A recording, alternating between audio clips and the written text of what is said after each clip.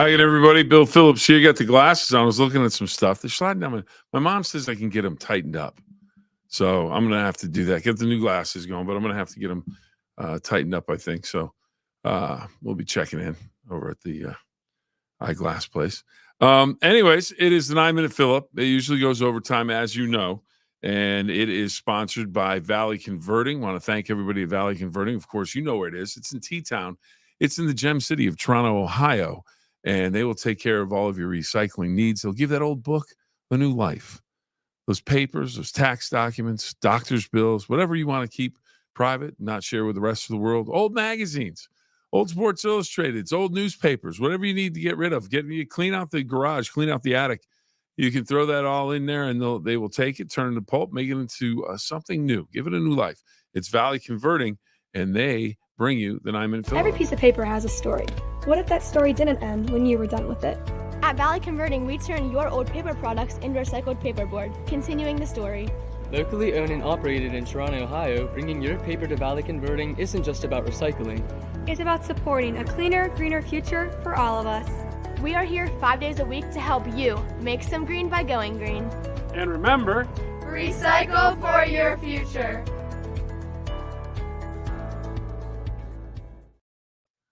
I want to thank everybody at Valley Converting, including the head man, Mike Biasi, BC, best coach ever.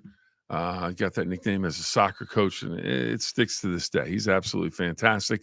Can't thank him enough for everything they do for us, and can't thank you enough for being with us every day at 10 o'clock on the WTOV9 YouTube channel.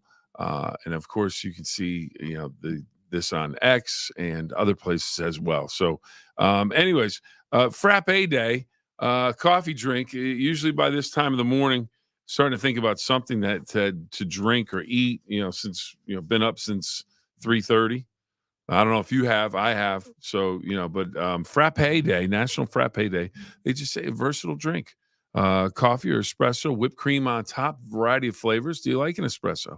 Is that one of your favorite drinks? Is that something that you want to go to? We're going through I was going to talk about Propane Day. I thought they were going to talk about cooking, but that's basically for the suppliers of propane. So we thank them. But how about this? Chocolate covered pretzels. Where do you land on that? Don't have them a lot, but when I do have them, man, some good stuff. I remember getting Sarah's chocolate covered pretzels here locally in the Western Pennsylvania, Ohio Valley area. That's a good treat, a little sweet and salty. Always a tasty treat. Also today, I don't know if you like scary stories to read, but if you like scary stories, if you like the work of this man, Edgar Allan Poe, it is his birth date today. Now, he died back in 1849, only lived 40 years, 1809 to 1849. Think of the Telltale Heart, Pit and the Pendulum, so many stories that he did, short stories and poet, and just the Baltimore area and the Raven. Of course, the Baltimore Ravens took their name in honor of Edgar Allan Poe, and that's why they have the Raven on the side of the helmet. So, and Edgar Allan Poe, born this day back in 1809. Ron checking in. Definitely caffeine day for most of us. I can't apparently read at the 10 o'clock hour. Definitely caffeine day for most of us. Now, Ron, is that because you stayed up watching the late Sunday night football game? Because the Steelers and Cowboys were on very late due to the lightning delay. Let's see, Bobby checking in. Hey, Bill, I sent a couple of messages about Asheville not getting $750 per person from FEMA. There's a lot going on there, Bobby. Hopefully, they're going to get the aid that they need. There's a lot of issues right now with the recovery, rescue, just getting food to people, just getting water to people. They're having problems. So, I'm glad you're checking in on that. We're keeping an eye on it as well, and hopefully the people are going to get their need. And I'll tell you what, from the damage that you see on the most of the reports, people have a lot more damage than just $750 to start with. But thank you for keeping an eye on that. And Ron, yes, you were up late. Everybody, I think a lot of people were up late. I thought to myself, game starts at about 8:20. I'll watch the first quarter of the game, go to bed, and get ready to come into work this morning. I flipped it on, and I knew some lightning was over my house, and I thought, well, maybe that'll be the issue, and it sure was. Indeed, it was the issue in Pittsburgh, and then Cowboys became an issue later. Another person born on this day, if you like a little rock and roll, John Mellencamp, born in 1951, of course, Farm Aid, big cause that he helped start, Willie Nelson and the crew. A lot of musicians on this day. 1951 for John Mellencamp, recorded Jack and Diane, one of maybe his most famous song. Tico Torres, you don't know who that is? Musician, drummer for the band Bon Jovi. And Toni Braxton, tremendous R&B singer. She was born on this day as well. So a lot of birthdays of some famous musicians. So that's going on. Let's see. From reports, Russell Wilson begins Steeler career next week. It might happen. Could happen. You know, it's you never know. You never know when he's going to get in there. It looks like it's going to happen though. So we'll see. We'll see as the week goes. Tomorrow will be a big day. You know, the Mike Tomlin press conference. Let us know. Give us an update. You get that true first injury report. See where everything is. See if Russell Wilson, if he's ready to go, and if they want to make that move. Now, speaking of the National Football League, Ron, what did you think about some of the games? We'll just kind of hang with the AFC North. So the Steelers lose. They're now 3-2. They're now 3-2. Baltimore wins at Cincinnati. A game it looked like Cincinnati was going to win, and then a late interception opens up the door for a big field goal, and Baltimore wins it in overtime, 41-38. Cincinnati 1-4. And I get everybody says, oh, they always get off to slow starts. 1-4 is not good. You're not making the playoffs at 1-4. You know, is it possible? It's possible. So probable? No. Baltimore 3-2 now, tied with the Steelers at the top of the division. Cleveland 1-4. Again, can they make the playoffs? Probably not. But is it possible? They could. But they looked bad in a loss to Washington. Washington 4-1. The Commanders look pretty good. And they beat up on the Browns. And there was a play I saw some people posted on Twitter making fun of the Browns, and Stefanski looking to run a play. And Deshaun Watson, he had already started to walk off the field, and they had to use a timeout or took a delayed game. And it was just a mess. Major League Baseball, the Mets lose to the Phillies in a sensational game yesterday. Evens the series at 1 piece. Phillies win at 7-6. San Diego and Los Angeles Dodgers. San Diego wins at 10-2 in Los Angeles. That series now even at 1 apiece. Today, Cleveland looks to go up 2-0. That game starts at 4:08 against the Tigers of Detroit. That'll be in Cleveland. And then game 2 between Kansas City and the New York Yankees. Yankees lead that series 1-0. Now, I don't know if anyone watched college football. I don't know if anyone's that interested in the rankings and everything right now, but it was a wild weekend for college football teams. Now, on Sports Friday on the Go a couple of weeks ago, when Miami was struggling to beat Virginia Tech, everybody was sending me, hey, Miami. And they managed to pull it off. They came back and somehow managed to win that game. Well, Miami was going to be one of the teams on this list today, but they managed to come back and win. It was unbelievable. The game started at 10:30 on the West Coast, and I tried to stay up. I didn't take a nap before in the afternoon or the evening, so I really kind of handicapped myself, because once it gets to about 10:30, I'm in trouble. So I started to watch, managed to get through the first quarter. When I went to bed, it was about, I think it was 21-10. And Cal was up, and I thought, well, there you go. We're going to lose on the West Coast to Cal. But then I woke up in the middle of the night and checked my phone, and it was 35-10.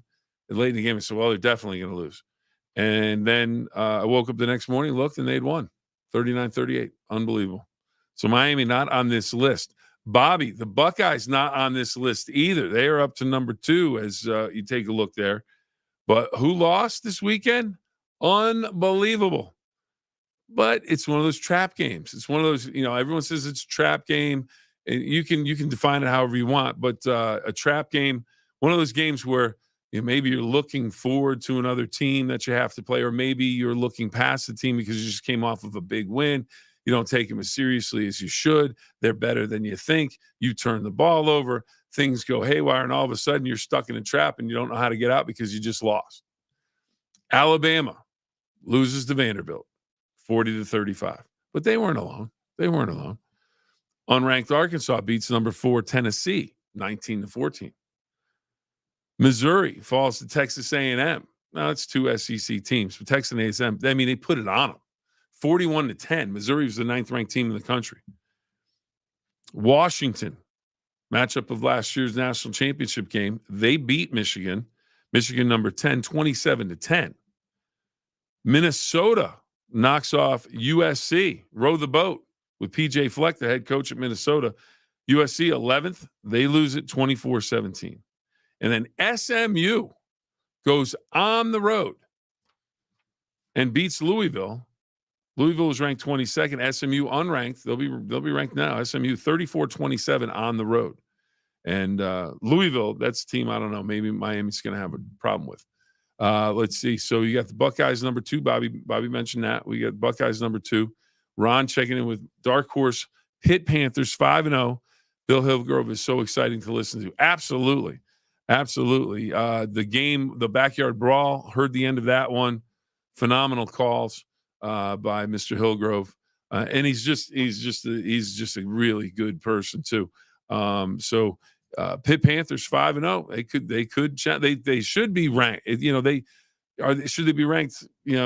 Absolutely. They're 5-0. They're getting the job done, and they big win at North Carolina.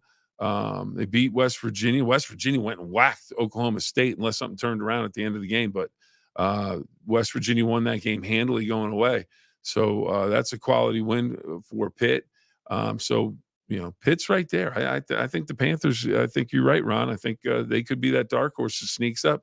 Just keep, winning. Just keep moving up the ladder. As Mike Tomlin says, you want to stack those wins. Or you have, from the movie Rounders, just hanging around, check. And all of a sudden Pitt's 7-0, 8-0, and they're in the thick of things for the ACC and for maybe getting into the top 10, maybe getting a playoff. Now, and that's the thing now. If you're 5-0, if you're Pitt, are the playoffs out of reach? I don't know. Maybe not. But it's not. It's definitely a possibility that they're still alive for it. Jordan checking in. I think Russ, if he is healthy, needs to start this week.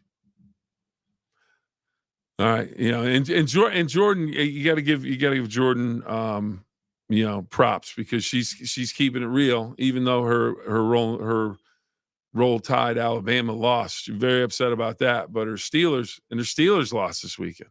Oof. Jordan, I apologize. It's a rough weekend for Jordan and her football teams, but I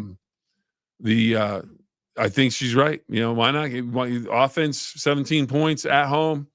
Need to come up a winner. Have an opportunity to win a big game against the Cowboys, and you don't get it done. Why not go with Russ if he's healthy?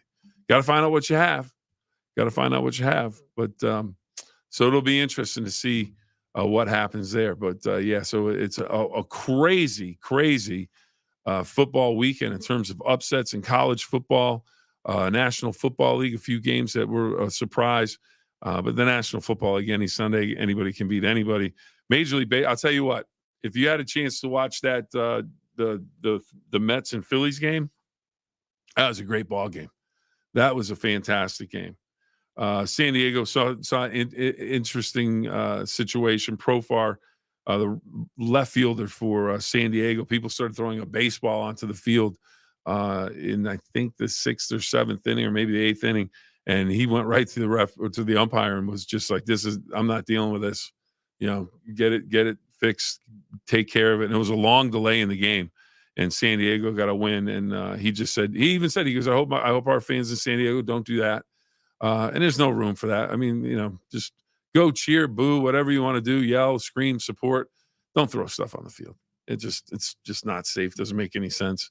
And then the thing is, you get people from the upper deck throwing something out. I'm going to reach the field, and they throw a half full water bottle and hit someone in the stands below them. It's just a bad situation. So some good games with that Phillies Mets game was really, really entertaining. Detroit and Cleveland today. Cleveland handled game one and the Yankees in Kansas City. So a couple of good games today if you're looking for baseball. And baseball is just great in the postseason. Every pitch means so much. It's exciting stuff. So a lot going on. Who's the Monday? Oh, the Monday night game. Let's see. Ron checking back in. Another Friday of great high school football coverage. Thank you, WTOV9. Ron, thank you. Yeah, we did. We had some fun. We had homecoming queens. We had homecoming king. Some big wins, some last-second games that went down to the wire. So a lot going on with high school football. Thank you for checking that out. Monday night football game this week. Kansas City tries to stay undefeated. They will take on the New Orleans Saints, and New Orleans 2-2. They've gotten off to a pretty solid start. They would love to knock off Kansas City. Here's the deal for me, big game. If you're into fantasy football, I have the Chiefs kicker. I am down 2.78 points. So I need at least a field goal and extra point. But that's it. And the thing is, I've had games where people have said on Monday Night Football, oh, you've got it. It's no big deal. Kurt Warner only needs to get 5-6 points. I remember again, and he ended up getting -2 points. And I lost the game by 2. So I don't take anything for granted with fantasy football. So I just need to see some field goals tonight from Kansas City. I wonder if Taylor will be there. Jordan. I thought you were off the Taylor Swift bandwagon, but it looks like you might be getting back on. But, if she is there, Jordan, tomorrow we'll have to break down the fashion, what T Swift wore to the big game. Absolutely. What song they have. So a lot going on. We've got to run. Want to thank everybody for joining us. Thank you. Greatly appreciate it. And I want to thank Valley Converting for sponsoring the 9-Minute Phill-Up. We greatly appreciate that. And again, you can find them in the gem city of Toronto, T-Town, Toronto, Ohio. They will take care of all of your recycling needs. So we greatly appreciate all of you. Can't thank you enough. It's a Monday. Have a great day. Make it a great week, everybody. We'll see you tomorrow. Remember the 2 rules. Have fun and always try your best. Have a great day, everybody.